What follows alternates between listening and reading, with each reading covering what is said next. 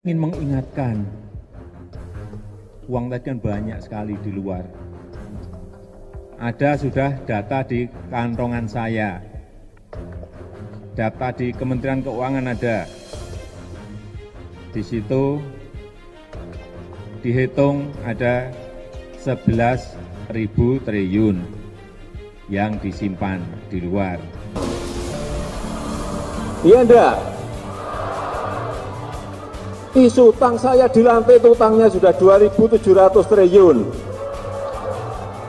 Melalui kebijakan ini, seluruh minyak goreng, baik kemasan premium maupun kemasan sederhana, akan dijual dengan harga setara 14.000 per liter. Atau semua jenis kemasan, baik kualitas premium maupun sederhana, dengan ukuran mulai dari 1 liter sampai dengan jerigen 25 liter.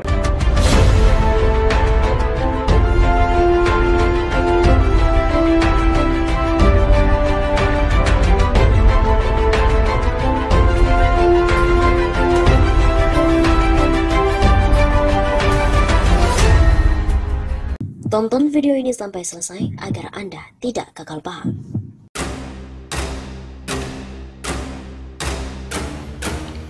Kasihan rakyat, puasa tahun 2022 ini sangat berat. Harga naik bertubi-tubi.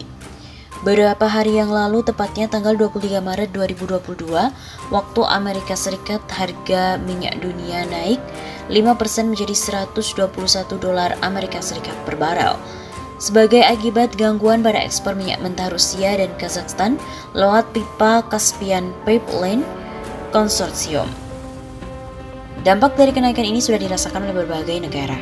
Kenaikan ini tentu akan berakibat pada kenaikan harga BBM di dalam negeri dan tentunya akan menambah beban APBN dalam pengadaan BBM.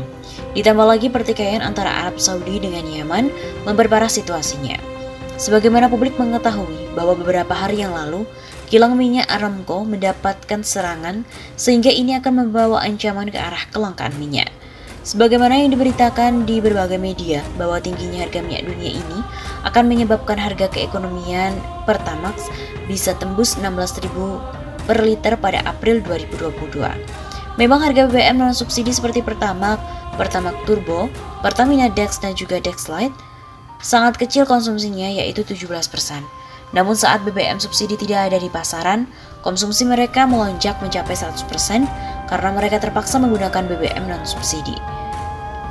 Harus dimaklumi, harga Pertamax dan juga yang non-subsidi lain disesuaikan dengan harga pasar langkah, dan ini diambil oleh Presiden Jokowi pada periode pertama lalu untuk menjaga stabilitas keuangan Pertamina agar tidak kolaps. Namun apakah Pertamina untung di tengah bertubi-tubinya penderitaan masyarakat dan juga etis?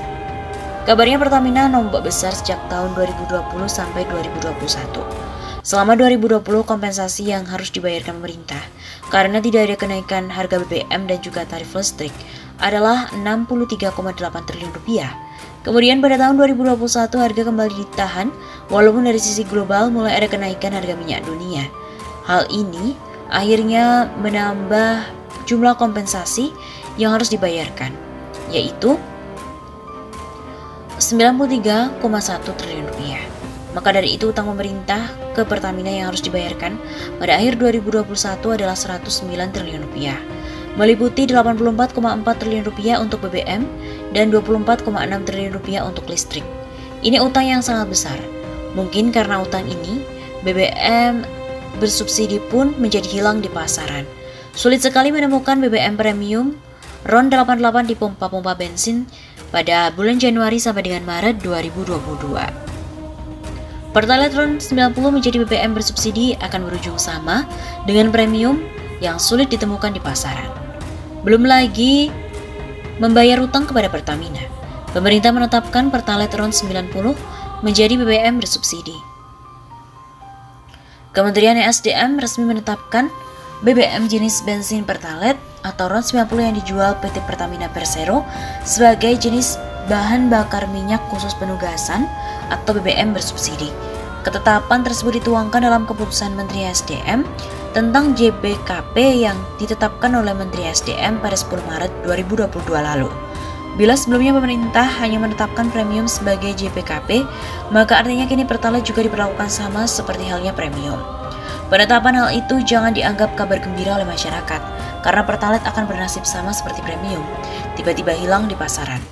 Premium dan Pertalite akan hilang dari pasaran karena pemerintah tidak kunjung membayarkan utang pada Pertamina.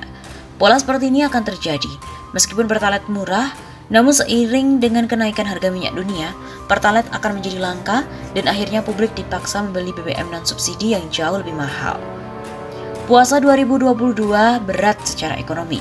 Situasi menjelang Ramadan 2022 ini, selain kenaikan BBM, rakyat juga akan dihadapi dengan kenaikan PPN 11%. Mahal dan langkanya minyak goreng, gula pasir dan daging juga naik pada puasa nanti. Seluruh BBM bersubsidi sudah dirasakan menghilang dari pompa-pompa bensin. Solar, premium, dan mungkin juga nanti Pertalite akan sulit ditemukan. Rakyat dipaksa mengisi tank kendaraannya dengan BBM non-subsidi.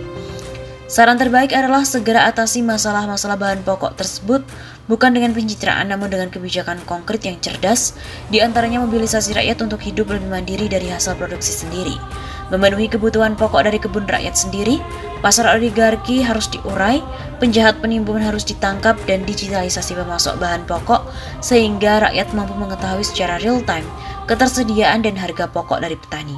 Pemerintah juga harus sudah mempersiapkan langkah antisipasi dampak yang ditimbulkan dari kenaikan harga minyak. Langkah antisipasi diantaranya dengan mempercepat konversi minyak nabati menjadi BBM menggunakan teknologi dari anak bangsa, seperti mempercepat implementasi D100 atau diesel dan juga B100 bensin dari sawit. Jika langkah antisipasi tidak cukup baik dan siap, tentunya masyarakat yang akan merasakan penderitaan secara bertubi-tubi sebagai dampak kenaikan BBM dan dampak turunan yang ditimbulkannya, khususnya pada puasa 2022 ini.